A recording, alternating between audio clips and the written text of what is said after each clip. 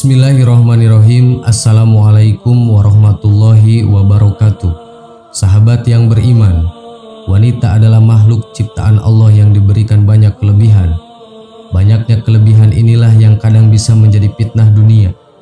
Tidak heran jika sering kita dengar bahwa seorang wanita muslimah bisa menjadi keberkahan dan juga bisa menjadi fitnah di dunia. Salah satu keistimewaan untuk wanita dari Allah Subhanahu wa Ta'ala adalah diperbolehkannya mereka untuk meninggalkan sholat. Namun tentu saja hal ini hanya bisa dilakukan pada saat datang bulan saja. Selebihnya sholat adalah ibadah wajib yang harus dijalankan dan berdosa jika ditinggalkan. Meski diberikan keistimewaan, ternyata Allah memberikan ancaman akan menolak sholat bagi wanita tertentu. Beberapa di antara mereka tetap khusyuk sholat karena merasa telah menjalankan kewajiban kepada Allah, padahal Allah tidak menerima sholatnya. Bahkan para wanita tersebut akan mendapatkan murka dari penguasa jagat raya ini. Mengapa Allah demikian marah sehingga murka dan menolak ibadah mereka? Lantas seperti apa ciri wanita yang sholatnya tidak diterima? Berikut ulasannya. Hal ini berlaku bagi wanita yang sudah menikah. Dengan demikian, Anda pasti tahu apa penyebab marah dan murkanya Allah kepada wanita sehingga menolak sholat mereka. Ya, marahnya seorang suami bisa membuat sholat istri tidak diterima oleh Allah Subhanahu wa Ta'ala. Sholatnya istri ketika suami sedang marah kepadanya akan membuat Allah murka dan sholat itu pun tertolak. Diriwayatkan dari Ibnu Abbas radhiyallahu an, Rasulullah Shallallahu alaihi wasallam bersabda, ada 3 manusia yang sholat mereka tidaklah naik melebihi kepala mereka walaupun sejengkal, yakni seorang yang mengimami sebuah kaum tetapi kaum itu membencinya, seorang istri yang sholat sementara suaminya sedang marah kepadanya, dan 2 orang bersaudara yang saling memutuskan silaturahmi. Hadis riwayat Ibnu Majah. Oleh sebab itu, seorang istri haruslah pandai menjaga perasaan suami. Jangan sampai suami bersedih bahkan marah terhadapnya. Jika hal ini terjadi, maka ia harus segera minta maaf kepada suaminya agar kemarahan tersebut tidak berubah menjadi murkanya Allah Subhanahu wa Ta'ala. Sebagai seorang istri, sudah sepatutnya patuh kepada suaminya dalam hal kebaikan. Tingginya kedudukan suami dalam rumah tangga bahkan digambarkan oleh Rasulullah SAW dalam sabdanya, tidaklah pantas bagi seorang manusia untuk sujud kepada manusia yang lain. Seandainya pantas atau boleh bagi seseorang untuk sujud kepada seorang yang lain, niscaya aku perintahkan istri untuk sujud kepada suaminya karena besarnya hak suami terhadapnya. Hadis riwayat Ahmad. Ketika hubungan suami istri sedang dilanda konflik atau permasalahan, keduanya harus segera menyelesaikan permasalahan tersebut dengan bijaksana. Jangan pernah membiarkan permasalahan tersebut berlarut-larut. Ingatlah akan kewajiban satu sama lain dan jangan sungkan meminta maaf apabila berbuat sebuah kesalahan. Sahabat yang beriman, demikianlah ulasan mengenai ciri wanita yang sholatnya tidak diterima oleh Allah Subhanahu wa Ta'ala. Untuk itu, ada baiknya menghindari ciri yang demikian agar amal ibadah yang dilakukan berbuah pahala, bukan malah murka dari Allah Subhanahu wa Ta'ala. Semoga bermanfaat. Wallahu a'lam. Assalamualaikum warahmatullahi wabarakatuh.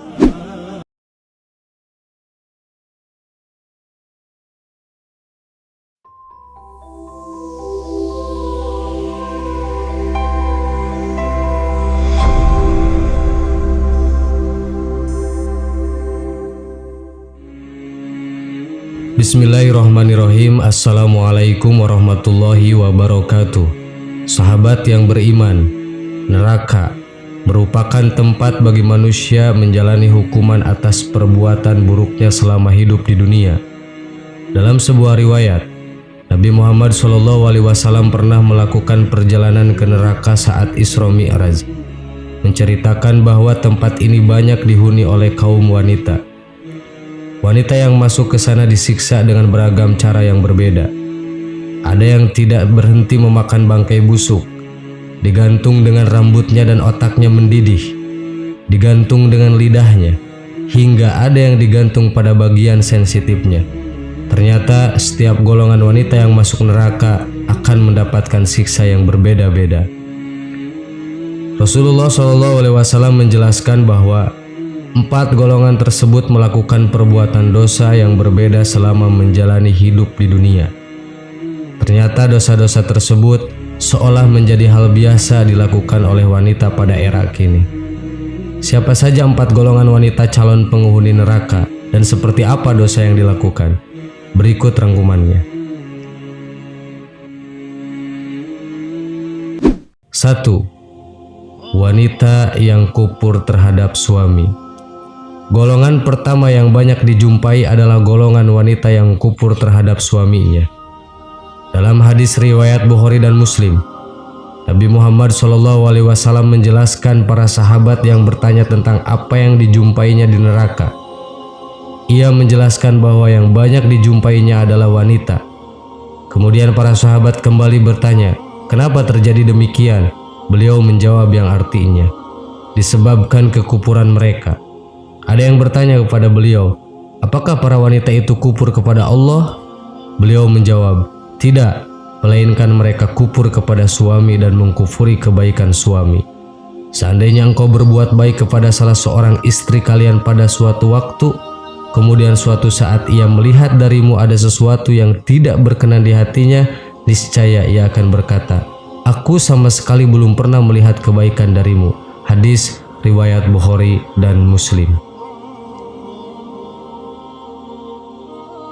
2. Wanita pezina.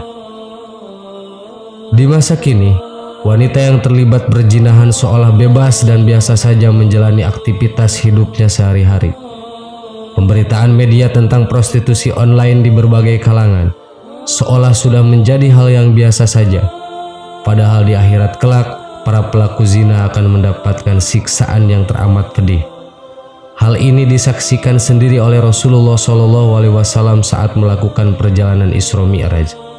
Beliau berkisah yang artinya, kami berangkat pergi sehingga sampai di suatu tempat semisal tanur. Bagian atasnya sempit sedangkan bagian bawahnya luas. Dari situ terdengar suara gaduh dan ribut-ribut. Kami menengoknya. Ternyata di situ banyak laki-laki dan perempuan telanjang. Jika mereka dijilat api yang ada di bawahnya, mereka melolong oleh panasnya yang dahsyat. Aku bertanya, wahai Jibril, siapakah mereka? Jibril menjawab, mereka adalah para pezina perempuan dan laki-laki. Itulah azab bagi mereka sampai tibanya hari kiamat. Diriwayatkan Al-Bukhari, Ibnu Hibban, At-Tabrani, dan Ahmad dalam hadis panjang dari Samurah. 3. Wanita yang suka gosip. Hal ini juga sudah menjadi kebiasaan wanita masa kini, bahkan disahkan oleh media dalam konteks berita infotainment, sehingga menjadi hal biasa yang menjadi konsumsi publik. Bahkan tidak ada pertemuan tanpa bergosip terlebih dahulu.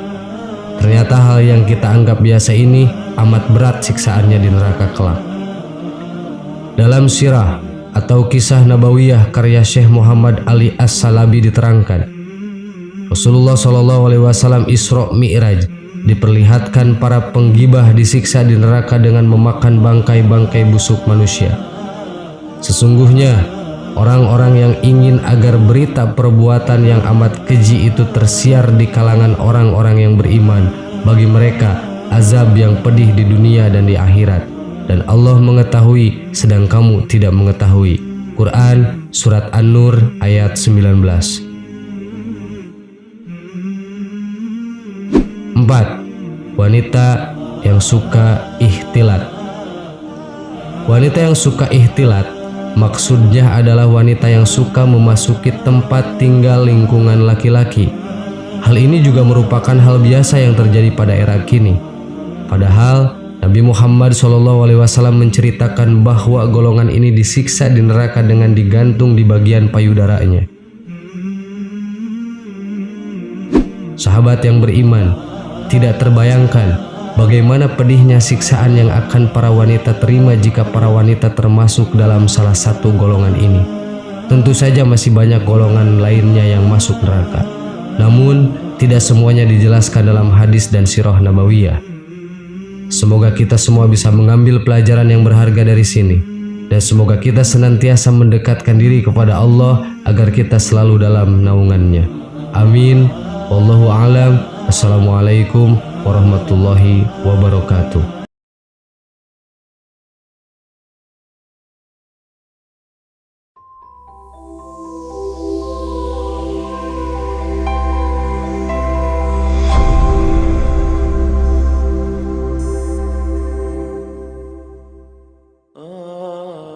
Istri durhaka kepada suaminya. Ma'asyiral muslimat, ibu-ibu yang dirahmati Allah Subhanahu wa taala, kita tahu bahwa tujuan berumah tangga adalah menciptakan dua perkara. Pertama, mawaddah, dan yang kedua, rahmah. Dan itu difirmankan di dalam Al-Quranul Karim, wa min ayatihi an khalaqalakum min anfusikum azwaja litaskunu ilaiha wa ja'ala bainakum mawaddatan wa rahmah inna fi dzalika laayatin liqaumin yatafakkarun. Dan dari tanda-tanda kuasa Allah, ayat-ayat Allah, Allah Subhanahu wa taala menjadikan kalian itu berpasang-pasangan. Ada suami, ada istri. Tujuannya adalah wa ja'ala bainakum mawaddatan wa rahmah, agar Allah Subhanahu wa taala jadikan kepada kalian itu mawaddah, saling mencintai, wa rahmah, saling memberikan kasih sayang sesamanya. Dan itu sebuah tanda kekuasaan Allah bagi orang-orang yang mau berfikir. Ini tujuan orang berumah tangga, maksudnya di dunia. Adapun di akhirat tentu tidak lain dan bukan tujuan berumah tangga itu untuk meraih surga. Karena tujuan rumah tangga itu bukan segala-galanya, tetapi wasilah. Ibarat kapal, kalau seandainya mengarah ke sorga, naik di situ. Tetapi kalau kemudian mengarah ke neraka, turun dari situ. Karena rumah tangga itu wasilah dari wasilah amal soleh menuju sorga. Itu di akhirat. Tapi di dunia, tujuan rumah tangga itu supaya tenang hatinya karena adanya rasa cinta dan juga kasih sayang di antara pasangan suami istri. Nabi Adam alaihi salatu wassalam ketika diciptakan oleh Allah terbangun, rupanya di sampingnya ada pasangannya Hawa. Kemudian Adam bertanya kepada Hawa, siapa kamu? Man anti, siapa kamu?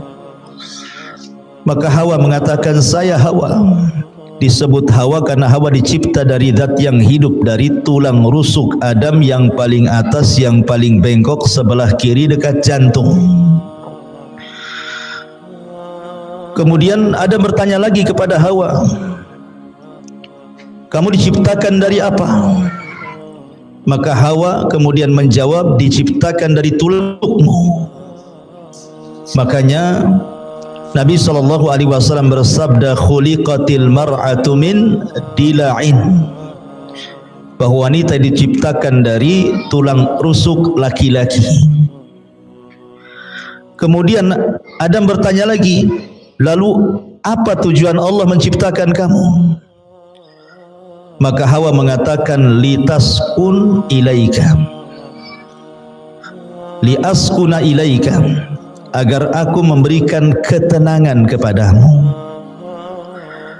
Dari sini Allah Subhanahu wa taala berfirman, wa ja'ala bainakum mawaddatan wa rahmah wa min ayatihi an khalaqalakum min anfusikum azwaja litaskunu ilaiha wa ja'ala bainakum mawaddatan wa rahmah. Wa min ayatihi, dan dari tanda-tanda ayat-ayat Allah, Allah menjadikan kalian berpasangan, litaskunu, supaya memberikan ketenangan, Bu. Jadi ibu diciptakan oleh Allah Azza wa Jalla berpasangan dengan suami ibu itu agar ibu bisa memberikan ketenangan kepada suami. Karena banyak suami itu harusnya ketika berumah tangga dia tenang, malah tidak tenang. Banyak suami-suami yang tidak tenang. Kenapa? Karena pasangannya, istrinya tidak bisa memberikan ketenangan. Lah Hawa itu diciptakan untuk memberikan ketenangan kepada Adam. Ingat ini Bu ya, saya kan konteksnya menasihati ibu. Kalau ada bapak-bapak tentu beda lagi ceritanya ya. Jadi saya fokus saja ke ibu-ibu ya. Jadi yang diserang ya ibu saja ya. Jadi posisi ibu itu litaskun, supaya memberikan ketenangan kepada bapak, bukan malah kemudian merepoti laki-laki sehingga rumah yang besar, uang yang banyak, kendaraan yang mewah tidak bisa tenang. Karena itu tidak bisa menenangkan, Bu. Harta sebanyak apapun laki-laki itu, mobil seindah apapun, uang sebanyak apapun, tanah seluas apapun, kalau di sampingnya tidak ada wanita, tidak akan tenang. Dan lebih tidak tenang lagi kalau wanita yang diharapkan ketenangannya tidak menenangkan. Makanya posisi ibu itu harusnya memberikan ketenangan. Jangan sampai kemudian menjadikan suami tidak tenang. Apa yang harus dilakukan oleh ibu? Wa ja'ala bainakum mawaddata wa rahmah. Coba ciptakan rasa cinta. Macam mana suami cinta dengan saya, macam mana suami sayang dengan saya. Itu kan rahasianya ada di ibu, tidak perlu diajarkan. Karena begini Bu, laki-laki itu ada sisi emosi. Saya selaku laki-laki merasakan laki-laki itu ada sisi egoisnya, ada sisi emosionalnya. Yang bisa mengerem itu hanya agama. Tetapi kalau kita melihat suami-suami yang ada di umum sana yang kurang pendidikan agamanya, maka terkadang rumah tangga itu jadi pelampiasan, Bu. Jadi kalau dia ada masalah di luar, itu sansaknya itu ibu tuh yang jadi objeknya itu, padahal masalahnya di luar. Sampai ada kisah seorang laki-laki menceraikan 5 wanita sekaligus. Pernah dengar, Bu? 5 wanita sekaligus, 4 istrinya, 1 istri tetangganya. Gimana caranya itu? Kok bisa menceraikan istri tetangganya? Jadi laki-laki ini dia ada masalah di luar, mobilnya mogok, kendaraannya tidak sampai ke perusahaan, dia sudah emosi itu dengan mobilnya. Ketika dia emosi, telepon pula istri pertamanya, omongannya nggak enak. Akhirnya dia berjanji untuk menceraikan istrinya. Pulang dia, sampai di rumah, mana istriku yang pertama? Datang istri yang pertama, kenapa kau ngomong begini begitu? Anti talik, saya ceraikan kamu. Satu tuh kena cerai. Datang istri keduanya, kaget. Bang, salah apa istrimu tuh? Kenapa kau ceraikan dia? Bertakwalah kau kepada Allah. Marah lagi, namanya lagi emosi, Bu. Dipanas-panasi makin emosi. Oh kalau gitu kau ceraikan juga kau, katanya. 2 lah diceraikan. Datang lagi istri ketiganya. Kemudian ketika melihat 2 istri diceraikan, a'udzubillah, aku berlindung kepada Allah. Kenapa kau ceraikan 2 orang itu? Kamu juga ingin cerai? Aku ceraikan juga. 3 lah tuh. Datang istri keempatnya mengatakan, bang, kau sudah ceraikan 3 istrimu, sekarang tinggal aku. Ceraikan juga aku. Akhirnya diceraikan. Oh kau minta cerai juga? Anti talik, kalau gitu ku ceraikan juga kamu. Datang istri tetangganya, dengar kan, kok ribut-ribut. Ketika melihat laki-laki itu, kata istri tetangganya, a'udzubillah, hei fulan, aku berlindung kepada Allah, bagaimana bisa kau menceraikan dalam sekejap 4 istrimu? Lagi emosi, Bu. Oh kalau gitu saya ceraikan kamu sebagai wakil suamimu kalau suamimu mengizinkannya. Datang suaminya, aku izinkan, katanya. Coba ingat. 5 perempuan dicerai dalam satu waktu. Nah, itulah kisah seorang laki-laki menceraikan 5 istri itu gara-gara emosi, Bu. Artinya begini, Bu, dalam kondisi apapun ibu tidak tahu suami itu ada masalah apa di luar. Makanya kenapa seorang wanita itu digunakan atau difungsikan oleh Allah untuk memberikan ketenangan. Lihat Khadijah ketika Nabi SAW dalam kondisi ketakutan, kemudian dia datang kepada Khadijah dan mengatakan, dassiruni, dassiruni, selimuti aku, kata Rasul. Maka Khadijah pun menyelimuti Rasul dan masuk dalam selimut itu juga. Kenapa kemudian Rasul minta diselimuti? Karena salah satu yang bisa menenangkan itu selimut. Orang lagi takut biasanya sembunyi di balik selimut, itu mengurangi sedikit lah. Baru setelah tenang, baru Khadijah pun kemudian bertanya, ada apa? Maka Rasul menceritakan. Khadijah langsung mengatakan, wallahi, demi Allah, engkau tidak mungkin dihinakan Allah. Orang sepertimu loh, orang baik gak mungkin dihinakan Allah dengan peristiwa seperti ini. Karena bagaimanapun Rasul belum tahu makhluk yang bersayap yang segede apa gitu ya, sayapnya saja terbentang antara ufuk ke ufuk gitu ya. Bisa saja syaitan, bisa saja iblis, bisa saja jin, bisa saja apa, kan tidak tahu. Sehingga wajar ketakutan. Karena belum tahu kalau itu adalah malaikat masalahnya. Kalau sudah tahu itu Jibril, ya nggak mungkin ketakutan Rasul kan itu. Maka Khadijah hanya mengatakan, wallah la yuhzikallahu abada. Demi Allah, orang sepertimu tidak mungkin dihinakan Allah Subhanahu wa taala. Engkau ini orang yang suka menghormati tamu, menyambung silaturahim, membantu orang, macam-macam sifat Rasul yang baik. Kemudian disampaikan Khadijah kepada Rasul sampai Rasul kemudian tenang. Begitulah seorang wanita. Jadi ciptakan al-hub, perasaan cinta dan juga kasih sayang. Sampai ada satu kisah. Jadi ada seorang tua yang sudah tua, seorang ibu yang sudah tua, Bu, tinggal di Amerika. Ceritanya tinggal di Amerika, di negeri kafir. Ibu ini sedang sakit, sudah nenek-nenek, sudah tua, sakit. Kemudian ada seorang wanita muda merawat dia setiap hari. Merawat dia setiap hari. Terkadang menyuapi, ngurutin, mijitin, menghibur dengan kata-katanya. Baik sekali wanita muda ini kepada ibunya ini. Jadi susternya itu heran gitu ya, karena setiap hari asik dia saja, seolah-olah nggak ada keluarga lagi ibu ini, asik dia lagi gitu. Jadi dia bertanya, siapa kamu? Apa tidak ada keluargamu? Kenapa kamu terus yang menjaga ibumu ini? Katanya, perempuan muda ini bukan ibuku. Jadi kagetlah suster ini ya, karena perlakuan anak ini persis seperti ibunya sendiri gitu ya, memberikan kasih sayang, ngasih makan, begitu seterusnya lah. Jadi perawat kafir ini heran, bukan ibunya tetapi memperlakukan lebih daripada ibunya. Jadi perawat ini tanya, kamu ini siapa? Maka maksudnya ibu itu siapanya kamu gitu ya. Kata wanita muda itu, aku ini seorang muslimah. Aku ini seorang wanita muslimah. Ibu ini adalah mertuaku. Dia adalah ibu daripada suamiku.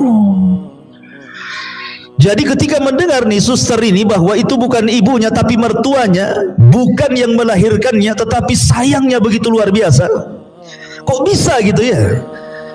Akhirnya dia berpikir, demi Allah, kata suster kafir ini, aku punya ibu, kemarin pun sakit tetapi aku tidak pernah menjenguknya. Terkadang hanya aku lewat WA saja, semoga lekas sembuh, tapi tidak pernah datang, apalagi sampai seperti menyuapi, menghibur, memijiti, dan begitu seterusnya gitu ya. Maka seorang wanita muslimah ini mengatakan, demi Allah, bahwa aku berbuat baik kepada mertuaku ini karena ini bagian daripada hakku berbuat baik kepada suamiku. Oh, ketika mendengar indahnya syariat Islam ini, akhirnya kemudian suster kafir ini masuk Islam. Lihatnya. Jadi ketika ibu ini berbuat baik kepada orang tua suami, maka ibu harus menganggap orang tua suami itu sama dengan ibu sendiri, dan itu bagian bahwa ibu sedang melaksanakan hak sebagai seorang istri kepada suaminya. Ini di zaman ini tidak aneh gitu ya, suami ini ngirim uang sama ibunya, ibu pula yang emosi, ya kan? Jangan banyak-banyak bang kalau ngirim itu. Ini rumah belum selesai, kulkas belum dibeli, sepeda motor belum lunas, tanah sebelah belum dibeli. Aduh, semua pengen semuanya.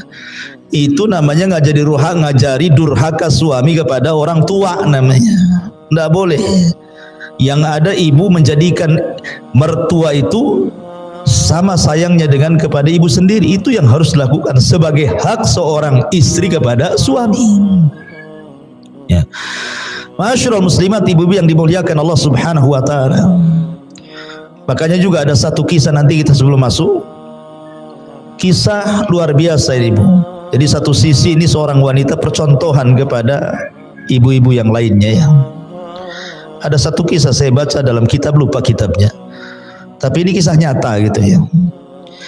Jadi ada seorang wanita muslimah, akhlaknya baik sekali, sayang dengan suaminya, cinta dengan suaminya, pokoknya luar biasa. Dia tidak pernah mengecewakan suaminya, tidak pernah kata-katanya menyakiti suaminya. Dia berusaha tidak ada pertengkaran dalam rumah tangganya. Satu hari pun tidak pernah bertengkar dia. Jadi ada feedback karena istrinya juga baik, apalah yang kurang dari istriku. Tetapi yang kurang dari istrinya adalah istrinya tidak bisa melahirkan. Istrinya mandul, tidak bisa punya anak, padahal yang namanya seorang orang tua kalau anaknya meninggal itu kan diharapkan punya cucu, Bu ya. Tetapi ketika anaknya tahu tidak punya anak, kan kadang-kadang orang tua itu sedih. Tetapi karena istrinya ini memang betul-betul baik pada suaminya dan suami juga sayang kepada istrinya gitu ya. Jadi istrinya ngomong sama suaminya, "Bang, baiknya abang nikah lagi saja. Boleh jadi dengan pernikahan kedua ada keturunan, supaya ada yang meneruskan generasi abang." Tapi abangnya tidak mau. Demi Allah, apalah yang ada di dunia ini sudah cukup ada padamu. Akhirnya kemudian didesak-desak suruh kawin lagi, tetap tidak mau.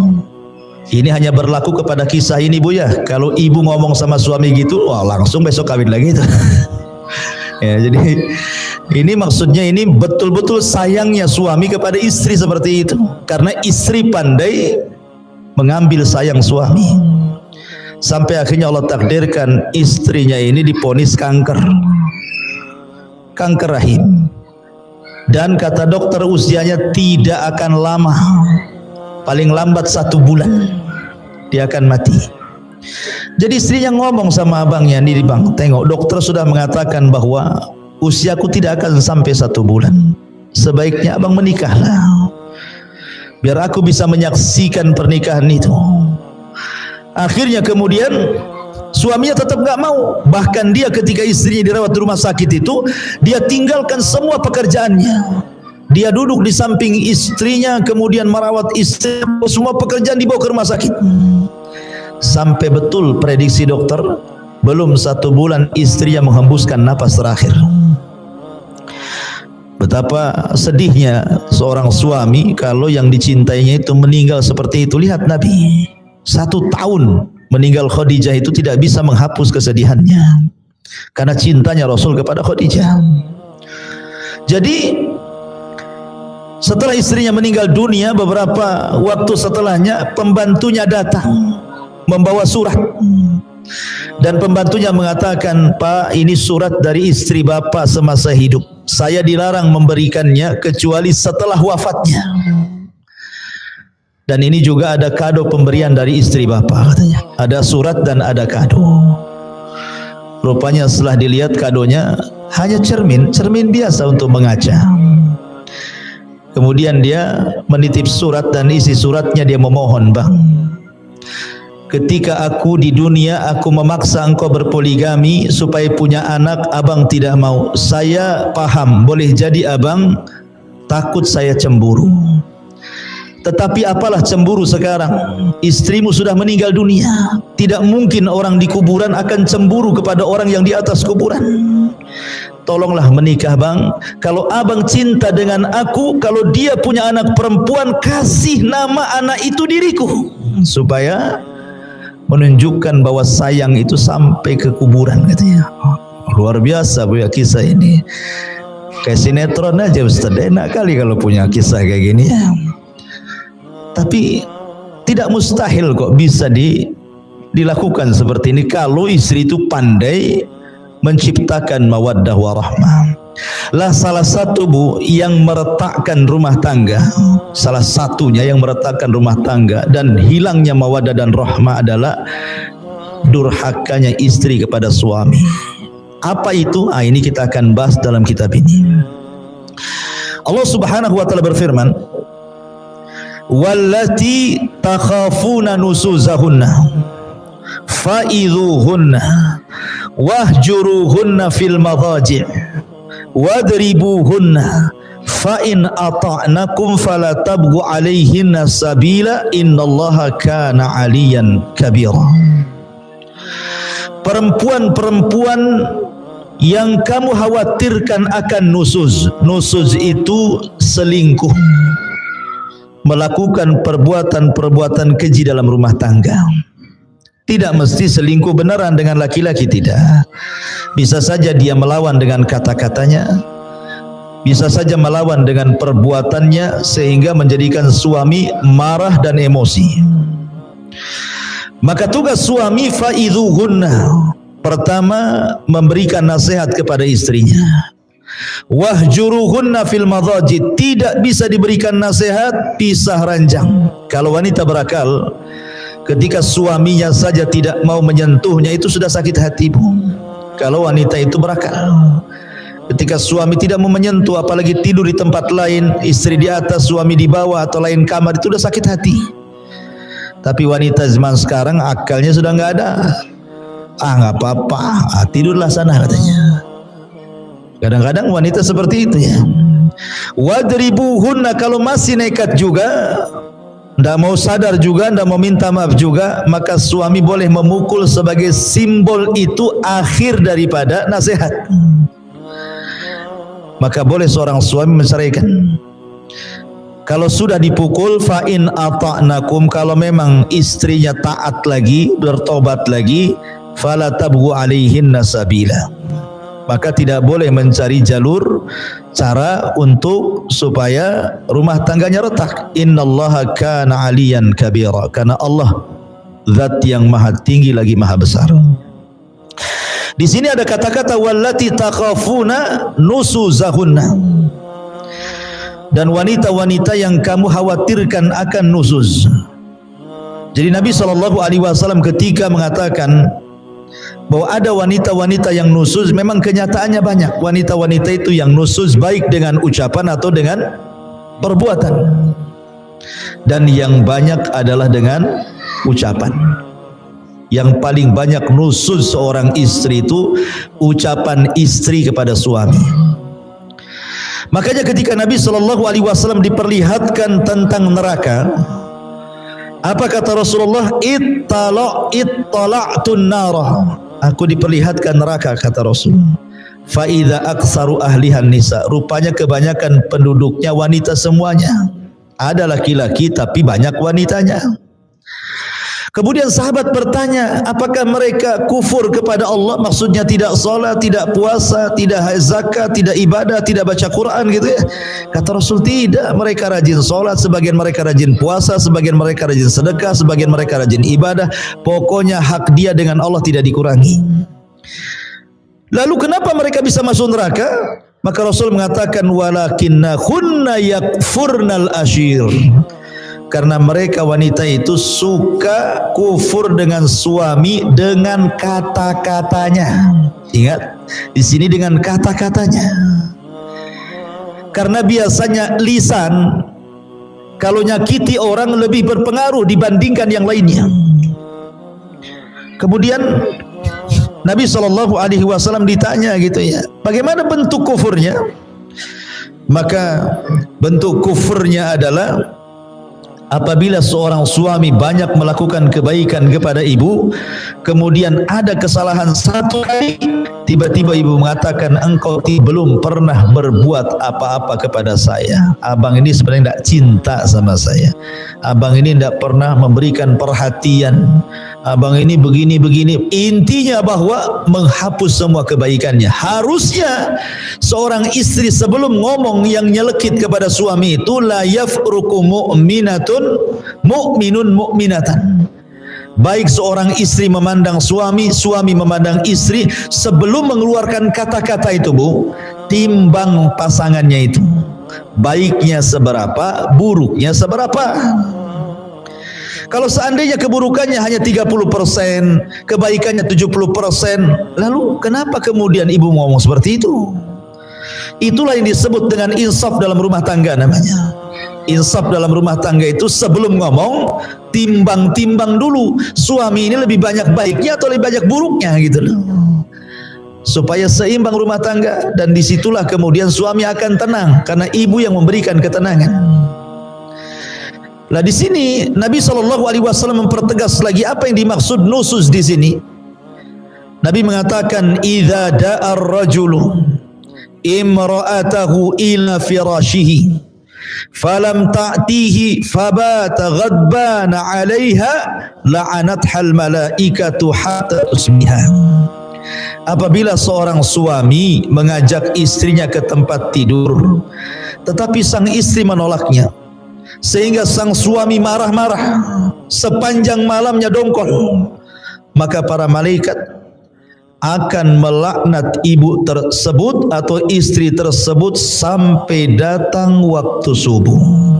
Subhanallah. Di dalam hadis, Bu, ada yang mengatakan apa?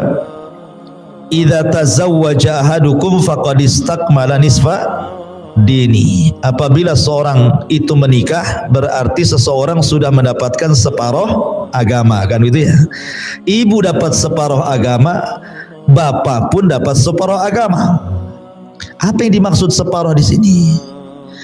Separuh agama yang dimaksud dalam rumah tangga adalah kebutuhan biologis. Ya Ibu ya. Jadi separuh agama itu artinya kebutuhan biologis. Karena kalau orang tidak berpasangan, tidak punya istri atau tidak punya suami, cenderung maksiat kepada Allah Azza wa Jalla. Cenderung maksiat kepada Allah Azza wa Jalla, berzina, zina mata, zina telinga, zina pikiran, bahkan terkadang dibenarkan dengan zina kemaluan gitu ya. Tetapi ketika kemudian seseorang menikah, semua terjaga. Dari sinilah makanya apabila seorang wanita atau laki-laki kemudian menikah, maka separuh agama sudah ibu dapati dan separuh agama suami sudah dapati. Kenapa? Karena sudah terpenuhi hajat biologisnya, sudah terpenuhi. Ya. Jadi separuh agama itu adalah hubungan suami istri. Makanya kalau seandainya seorang wanita kemudian diminta oleh suaminya kok menolak gitu kan, makanya kenapa syariat Islam itu sampai betul-betul mengutuk wanita itu, sampai diutus malaikat yang khusus melaknat. Jadi ada malaikat-malaikat tuh yang diutus oleh Allah, dia kerjanya laknat saja, melaknat orang. Dia nggak ada lagi kerjanya malaikat tuh, dia tugasnya hanya melaknat, mengutuk. Nah itu saja. Dan salah satu malaikat itu yang suka melaknat dan mengutuk itu akan mencari ibu-ibu di malam hari. Siapa yang suaminya dongkol gara-gara ibu, siapa yang suaminya marah gara-gara ibu, gara-gara hubungan ranjang, maka malaikat itu akan terus mengutuk-ngutuk ibu walaupun ibu sedang tidur sampai subuh. Bayangkan kalau Allah takdirkan ibu tidak bangun lagi tuh.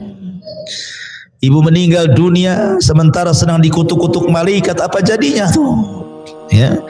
Makanya di sini kenapa kemudian Imam Zahabi rahimahullahu taala memasukkan durhaka kepada istri dalam bab hubungan suami istri yang khusus itu bagian daripada dosa besar. Dalam riwayat yang lain, idza batatil mar'atu hajiratu firasha zawjiha la'anathal malaikatu. Apabila sang istri semalam menjauhi tempat tidur suaminya, maka para malaikat akan melaknatnya. Maksudnya kalimat menjauhi ini Bu, bisa secara hissi, bisa secara maknawi. Secara hissi, ibu pindah ranjang, ya, dengan alasan apalah, tidak mau tidur sama suaminya, itu secara hissi. Secara maknawi gitu ya, suami tidak tertarik sama ibu, ya. Ya maaf, mungkin kadang suami tidak suka dengan istri, mungkin ngoroknya keras gitu kan. Ada istri itu ngoroknya 1 kilo kedengaran, kok gitu kan. Suaminya baru datang capek-capek, harusnya itu kan istri kan di rumah nggak ngapa-ngapain, ya kerja juga sama. Kalau bisa itu, kalau tahu memang ibu tukang ngorok, biarkanlah suami tidur dulu kan gitu ya, baru ibu tidur. Sebab kalau ibu tidur dulu udah suami capek kena ngorok, ibu kan double tuh. Ya, capeknya itu kan, dongkol di perusahaan, dongkol pula sama ibu. Ya, artinya ada menjauh secara maknawi. Atau mungkin dandanan ibu kurang menarik gitu ya, sehingga kemudian suami ini tidak suka, malas tengok ibu. Habis di jalan dia nengok perempuan-perempuan seksi, sampai di rumah pula ibunya malah menggunakan pakaian-pakaian gak jelas, atau malas dandan, badannya ndak wangi, pokoknya nggak selera lah ibaratnya gitu ya. Itu juga maknanya menjauh secara maknawi tuh. Kalau hissi jelas-jelas ya, umpamanya tidur di bawah aja lah kan gitu ya. Tapi secara maknawi, secara maknawi ini yang banyak ini biasanya. Ya, karena seolah-olah karena sudah rumah tangga lama, anak sudah 3, 4 gitu, suami tidak mungkin ini juga asal-asalan, tidak begitu Bu. Nabi SAW itu ketika menikah dengan Aisyah radhiyallahu anha sudah tua gitu ya, dan sebagian istri Rasul juga banyak yang sudah tua, tapi mereka mencontohkan bagaimana menjadi seorang istri Nabi dan akan dicontoh oleh istri-istri umat Nabi SAW sampai hari ini.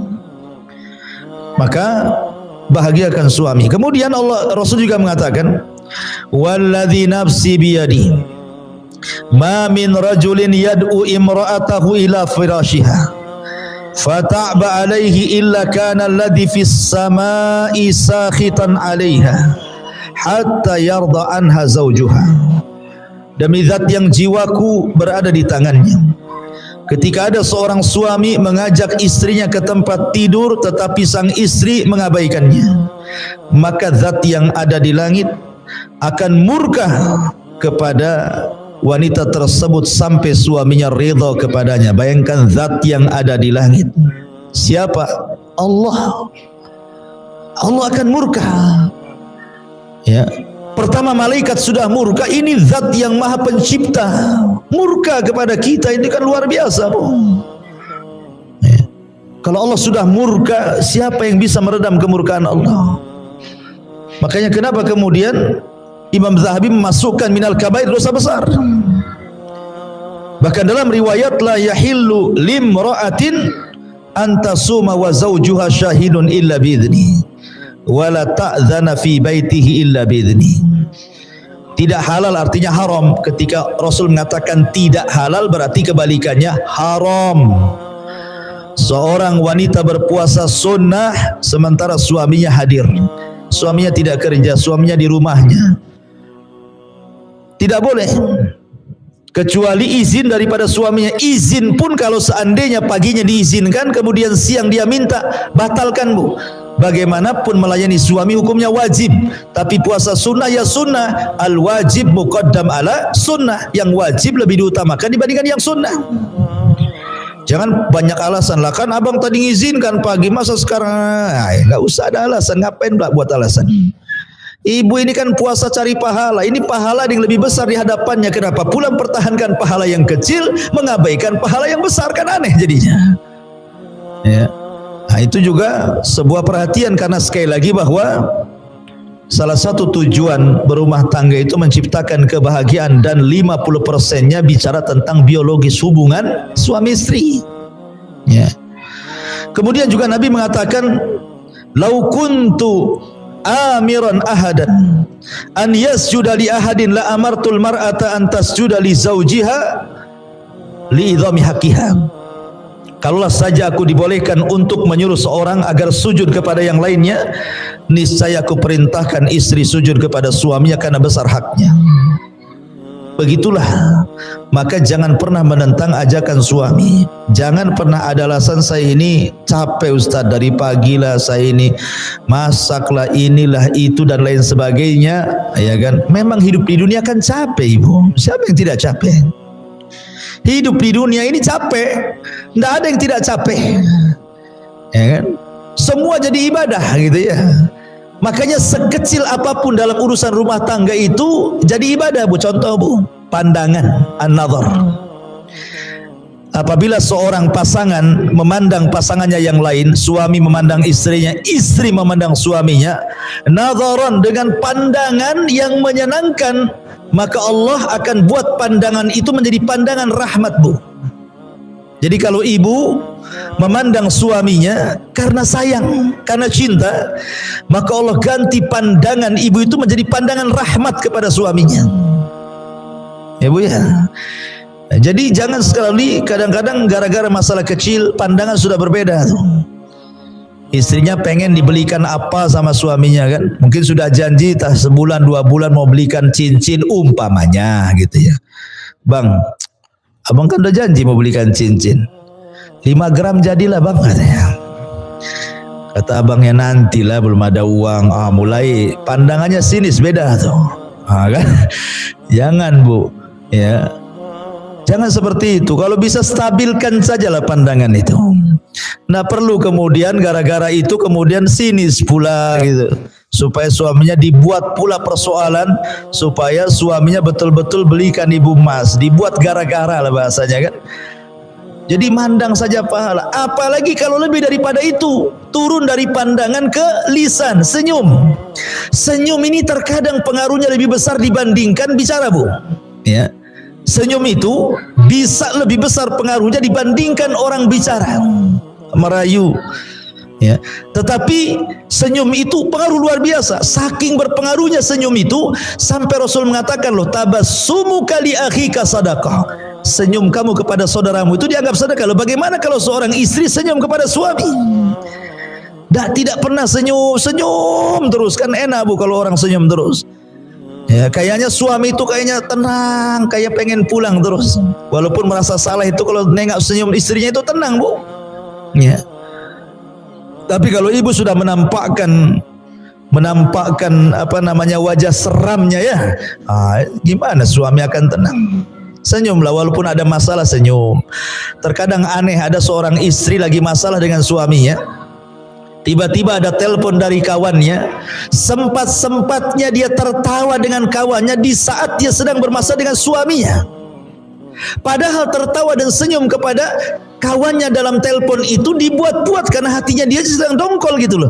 Nah, kalau dia bisa membuat senyum pura-pura kepada kawannya seolah-olah tidak ada masalah, kenapa tidak bisa buat pura-pura senyum kepada suaminya bu? Kan gitu ya? Kan aneh jadinya. Kok sama orang bisa pura-pura, kok sama suami tak bisa pura-pura gitu ya?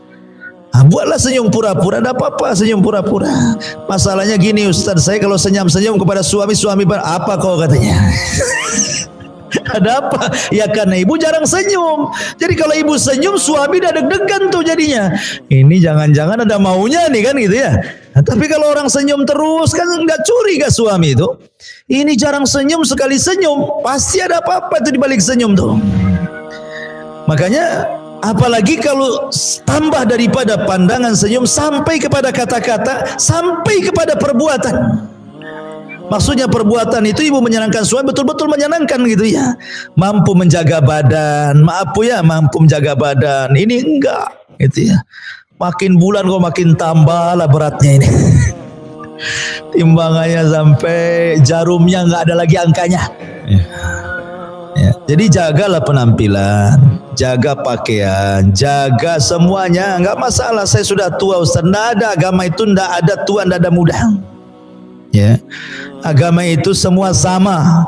Ya, mau tua, mau muda, mau baru kawin, mau sudah lama kawin, semua sama. Karena inti rumah tangga itu adalah mencari ridha.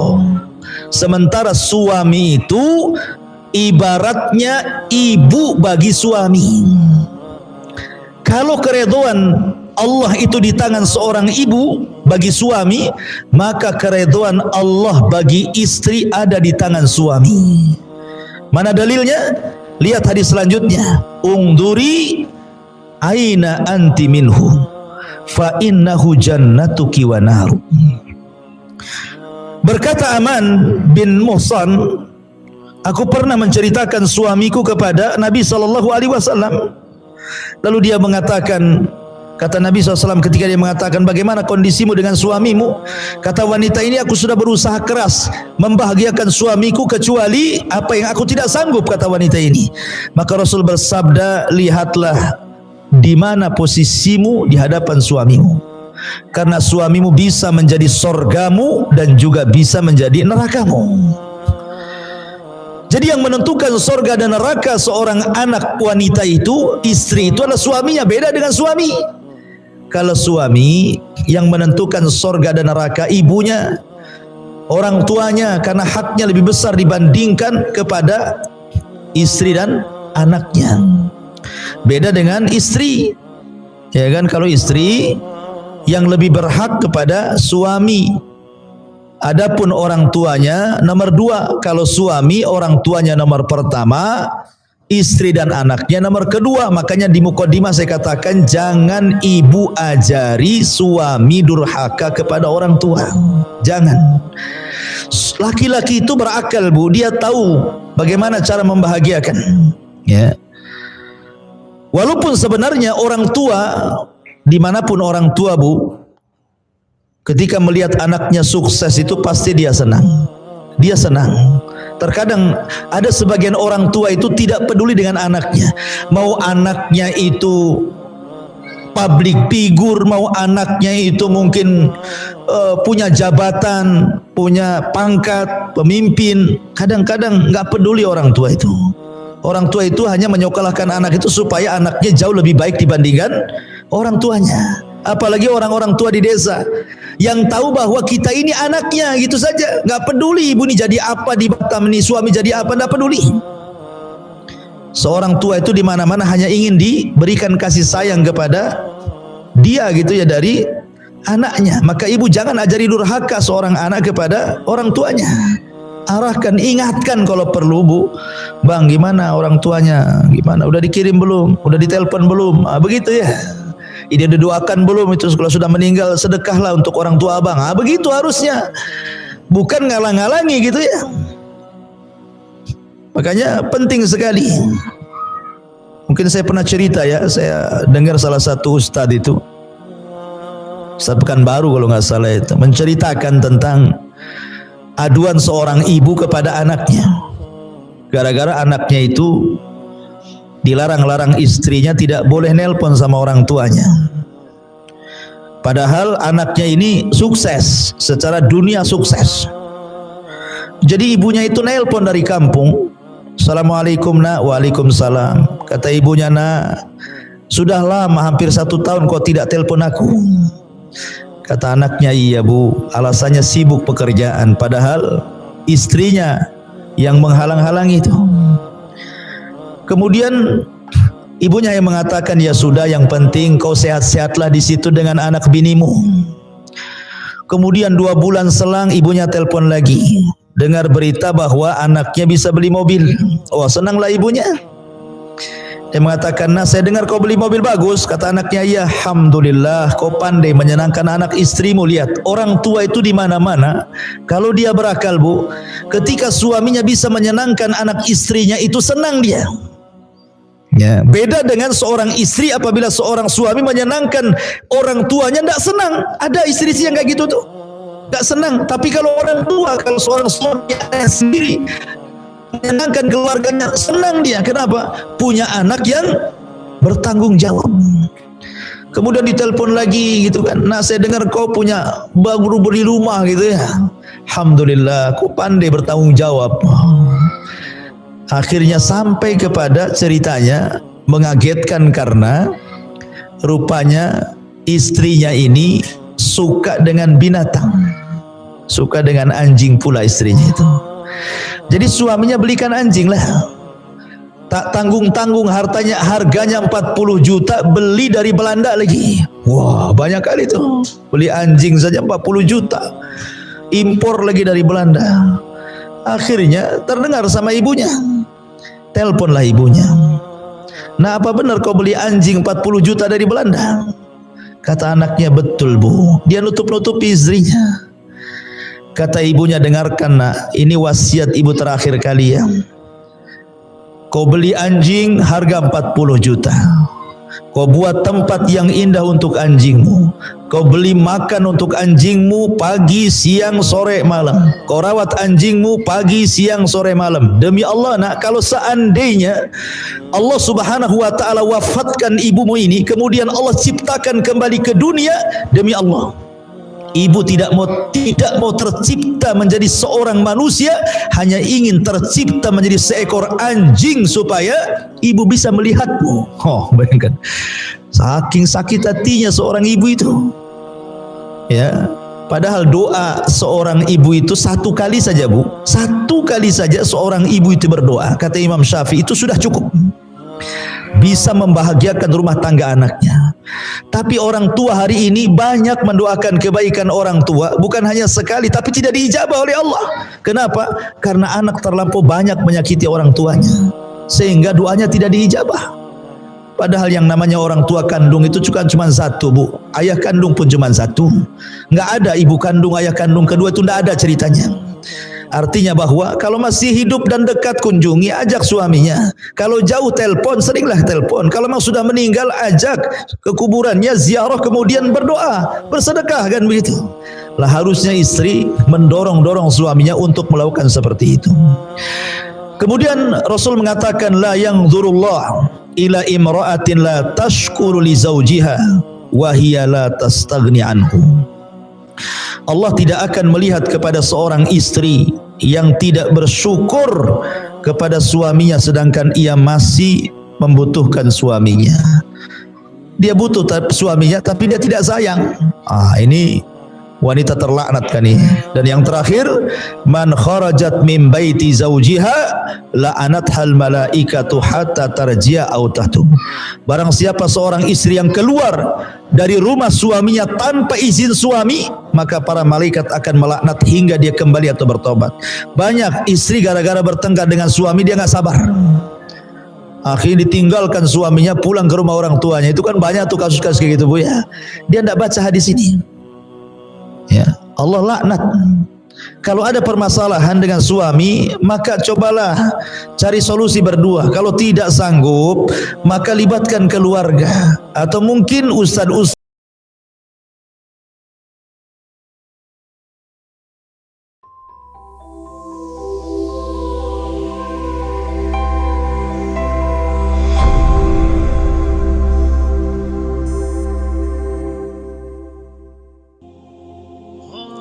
Bismillahirrahmanirrahim. Assalamualaikum warahmatullahi wabarakatuh. Sahabat yang beriman, kehidupan pernikahan harus dijalani dengan sebaik-baiknya, sebab termasuk sebagai ibadah kepada Allah Subhanahu wa Ta'ala. Dalam berumah tangga pun, alangkah baiknya bila dilandasi syariat Islam.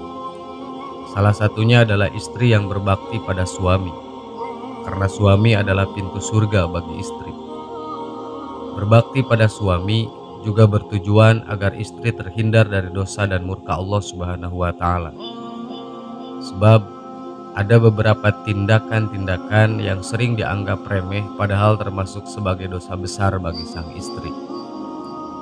Berikut ini beberapa dosa besar istri terhadap suami yang wajib diketahui agar kaum istri terhindar dari murka Allah Subhanahu wa Ta'ala. 1. Menentang perintah suami. Salah satu kewajiban seorang istri ialah patuh dan taat kepada suaminya, asalkan masih termasuk sebagai kebaikan serta tidak melanggar perintah agama. Apapun perkataan suami harus dituruti oleh istri. Oleh karena itu, apabila seorang istri bertindak semena-mena bahkan sampai menentang perintah suaminya, maka istri tersebut telah berdosa. Sebab menentang perintah suami termasuk sebagai dosa besar bagi sang istri. 2. Tidak menemani suami tidur. Sepasang suami istri juga senantiasa diwajibkan untuk selalu tidur bersama selama situasi dan kondisi masih memungkinkan. Dengan kata lain, seorang istri yang ingin tidur sendiri atau tidur bersama anak-anak wajib meminta izin pada suami terlebih dahulu. Apabila istri tidak menemani suami tidur, sesungguhnya tindakan itu termasuk sebagai dosa besar. Dari Abu Hurairah radhiyallahu an, Rasulullah shallallahu alaihi wasallam bersabda, "Bila seorang istri semalaman tidur terpisah dari ranjang suaminya, maka malaikat melaknatnya sampai subuh." 3. Menolak ajakan suami untuk berhubungan intim. Dalam ajaran agama disebutkan bahwa Allah Subhanahu wa taala sudah mengatur manusia berpasang-pasangan dan untuk memperoleh keturunan. Sehingga dua orang manusia yang telah terikat dalam janji suci pernikahan menjadi halal untuk berhubungan intim demi mendapatkan keturunan.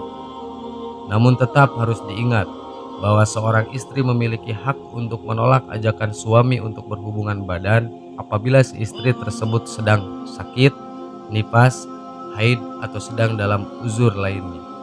Jika sedang mengalami hal tersebut atau sedang ada uzur, maka seorang istri tersebut akan dimaafkan oleh Allah dan tidak termasuk berdosa. 4. Menjerumuskan suami melakukan hal-hal yang dilarang Allah Subhanahu wa taala. Tak hanya patuh dan menghormati suami, istri juga harus mampu menjaga suaminya.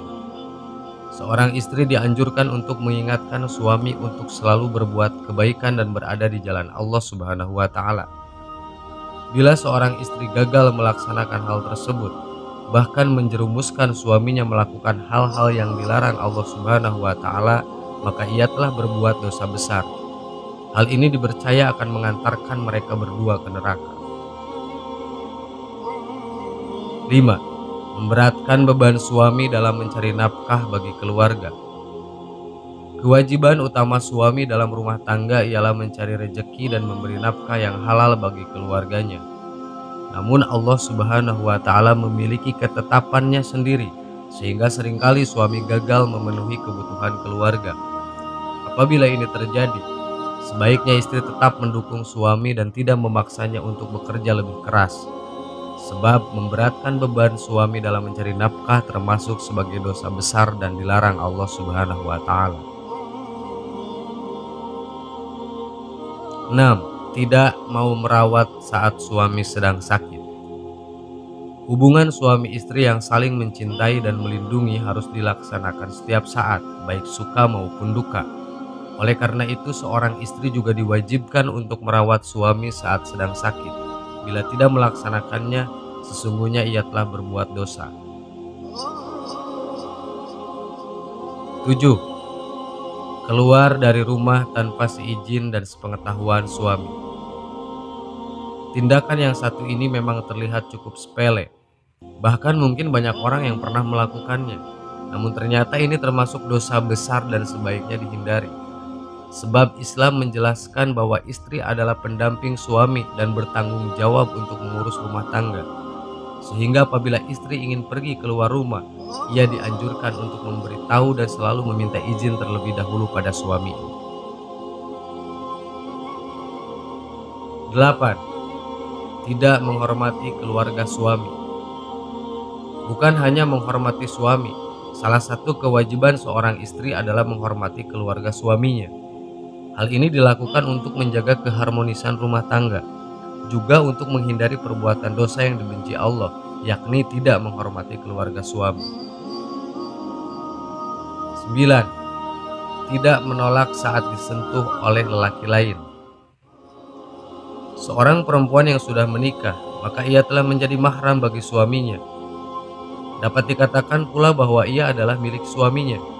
Perempuan bersuami menjadi haram untuk disentuh lelaki lain yang bukan mahramnya. Oleh karena itu, istri yang soleh adalah ia yang mampu memelihara diri meskipun sedang jauh dari suaminya. Sebaliknya, bila istri tidak menolak saat disentuh lelaki lain, maka sesungguhnya ia telah berbuat dosa terhadap suaminya. 10. Puasa sunnah tanpa izin suami. Terakhir, ternyata istri juga dilarang untuk berpuasa sunnah tanpa izin terlebih dahulu pada suaminya. Hal ini disebabkan karena istri yang sedang puasa sunnah berpotensi untuk menolak ajakan hubungan badan dari suami, sebagaimana dijelaskan dalam hadis. Dari Abu Hurairah radhiyallahu an, Rasulullah shallallahu alaihi wasallam bersabda, "Siapa saja istri berpuasa sunnah tanpa izin suaminya, lalu suaminya mengajak bercampur, tetapi ia menolaknya karena sedang berpuasa, maka Allah tetapkan ia berbuat 3 dosa besar." Hadis riwayat Tayalis. Sahabat yang beriman, itulah dia beberapa tindakan yang termasuk dosa besar istri terhadap suami. Meski terkesan sepele, sebaiknya jangan diabaikan. Wallahu a'lam. Assalamualaikum warahmatullahi wabarakatuh.